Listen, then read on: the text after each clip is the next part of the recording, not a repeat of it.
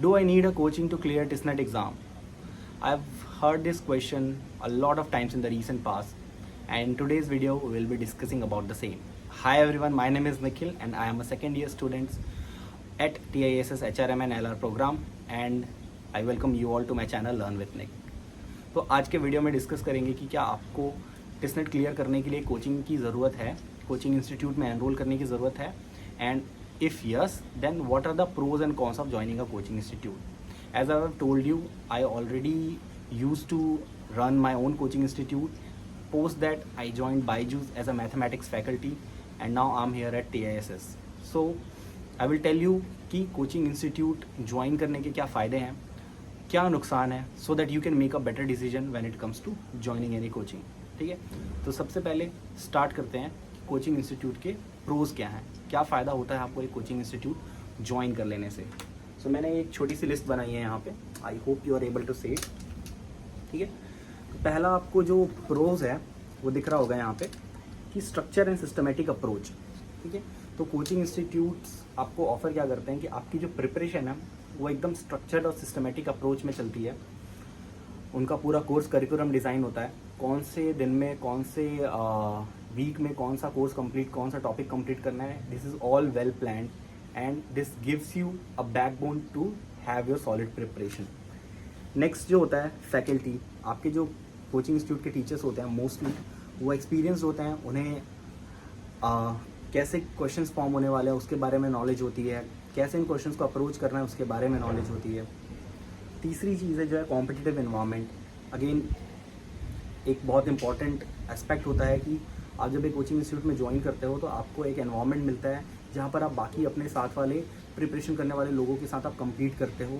तो एक हिसाब से आपको वहाँ पर आपको एक कांस्टेंट ड्राइव रहती है कि हेल्दी कंपटीशन मेंटेन करके आप अपने भी स्किल अप कर सकते हो, एट द सेम टाइम अपने एग्ज़ाम में सेलेक्ट होने के चांसेस भी बढ़ा सकते हो.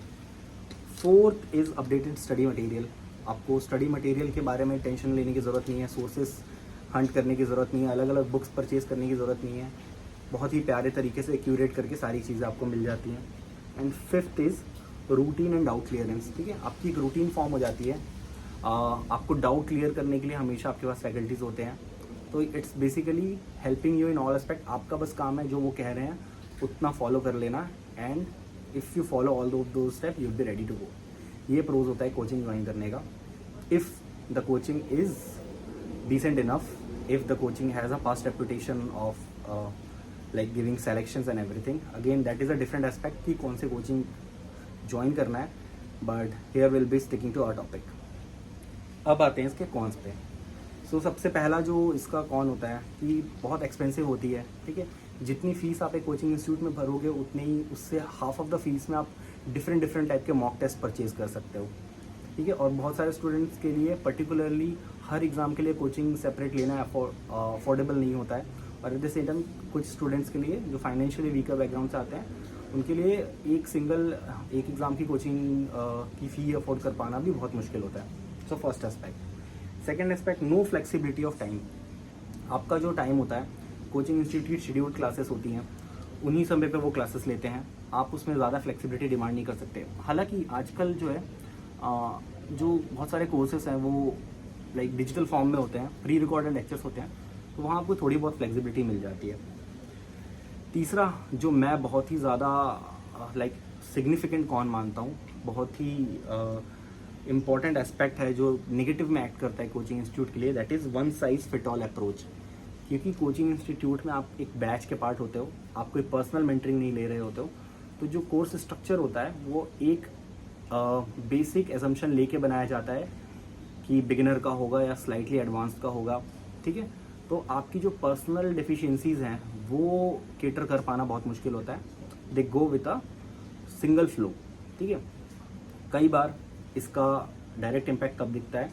एग्जांपल, आपका कोई सेक्शन ऑलरेडी स्ट्रॉन्ग है, आइडियली आपको उस सेक्शन में कम टाइम देना चाहिए प्रिपरेशन के लिए, बाकी सेक्शंस में ज़्यादा. बट क्योंकि आप एक बैच के हिस्से हो, आप एक कोचिंग इंस्टीट्यूट में एनरोल हो, तो आपको उतनी क्लासेस पूरी करनी ही पड़ेंगी. आपको वो टॉपिक स्ट्रॉन्ग है तो भी आप उसको पॉजिटिव नोट में लोगे कि हाँ यार चलो रिवीजन हो जाएगा. ठीक है, इस टाइप का. तो जो ऑलरेडी आपके टॉपिक स्ट्रांग है आप उनके भी लेक्चर्स करोगे. अगर ऑफलाइन है, ऑनलाइन है तो चलो स्किप करने का ऑप्शन है. This is the third most important disadvantage. Fourth है लेस सेल्फ स्टडी टाइम. ठीक है, सभी को पता है कि सेल्फ स्टडी टाइम बहुत ज़्यादा चाहिए होता है. अब कोचिंग इंस्टीट्यूट में जब आप क्लासेस करके आते हो तो आप ऑलरेडी ही मेंटली थोड़े से एग्जॉस्ट हो जाते हो और आपकी सेल्फ स्टडी करने की जो विल पावर है वो थोड़ी कम हो जाती है. तो ये अगेन एक एस्पेक्ट है जो जिसको you have to keep in mind. ठीक है. एंड फाइनली फिफ्थ जो पॉइंट है वो है पीयर प्रेशर. पीयर प्रेशर जो पॉइंट है ये थोड़ा सा साइकोलॉजिकल है. ये कुछ स्टूडेंट्स पे अप्लाई होता है, कुछ पे नहीं होता. फॉर एग्जांपल जो स्टूडेंट्स हेल्दी कंपटीशन या फिर लेट्स से किसी टॉपिक पे लैग कर रहे हैं, उनका स्कोर अच्छा नहीं आ रहा है, बट इफ़ दे सी कि बाकी लोग तो बहुत ज़्यादा स्कोर कर रहे हैं, तो then it acts as a deterrent. वो डिमोटिवेट हो जाते हैं कि मेरा तो बहुत कम स्कोर आ रहा है, मुझसे नहीं हो पाएगा. ठीक है, ये चीज़ सेल्फ प्रिपरेशन करते समय बहुत कम आती है क्योंकि आप डायरेक्टली किसी से कंपेयर नहीं कर पाते हो. तो ये एक और डिसएडवांटेज है कोचिंग का. So I wanted to bring all of this so that you can decide. Now coming to my previous analogy where, जहाँ मैंने आपसे पूछा था कि आप अगर कैट के लिए प्रिपेयर कर रहे हो और आप साथ में टिसनेट देना चाहते हो, तो आई वुड रिकमेंड कि कोई सेपरेट टिसनेट की कोचिंग ज्वाइन करना नेसेसरी नहीं है. क्योंकि if you are preparing for CAT तो आप इंग्लिश और मैथ्स तो ऑलरेडी अपना स्ट्रॉन्ग रखते हो, आपको बस जीके सेक्शन पढ़ना है. तो या तो आप जीके सेक्शन की सेपरेट कोचिंग ले लो, या फिर आप जीके के अलावा जो नॉर्मल मॉक टेस्ट होते हैं वो दे दो. इसके अलावा if you are not preparing for CAT, अगर आप कैट के लिए प्रिपेयर नहीं कर रहे हो, then I think you need to take a call whether you want to join a coaching और नॉट. ठीक है, अब इसका भी मैं आपको एक फ्रेमवर्क बता देता हूँ. If you are getting confuse कि आपको कोचिंग ज्वाइन करनी है या नहीं, तो उसके लिए आप सबसे पहले एग्ज़ाम के प्रीवियस ईयर के क्वेश्चन सॉल्व कीजिए. ठीक है, 30 मार्क्स का मैथ्स होता है, 30 मार्क्स का इंग्लिश होता है, 40 मार्क्स का जीके प्लस करंट अफेयर्स वाला पार्ट होता है. अगर आप ऑलरेडी 20 से कम स्कोर कर रहे हैं, ठीक है, दोनों ही सेक्शन में 20 से कम स्कोर कर रहे हैं, देन आप अपने वीक एरियाज आइडेंटिफाई कीजिए और उसके बाद और कुछ मॉक्स दे करके देखिए कि क्या आपकी इम्प्रूवमेंट हो पा रही है आपके सेल्फ सस्टेन्ड एफर्ट से.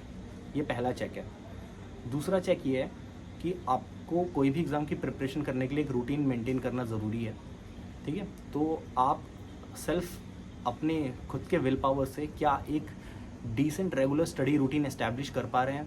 आप हर दिन सही समय पे, सेम टाइम पे या फिर डिफरेंट टाइम पे डेडिकेटेड स्लॉट्स पे पढ़ाई कर पा रहे हैं.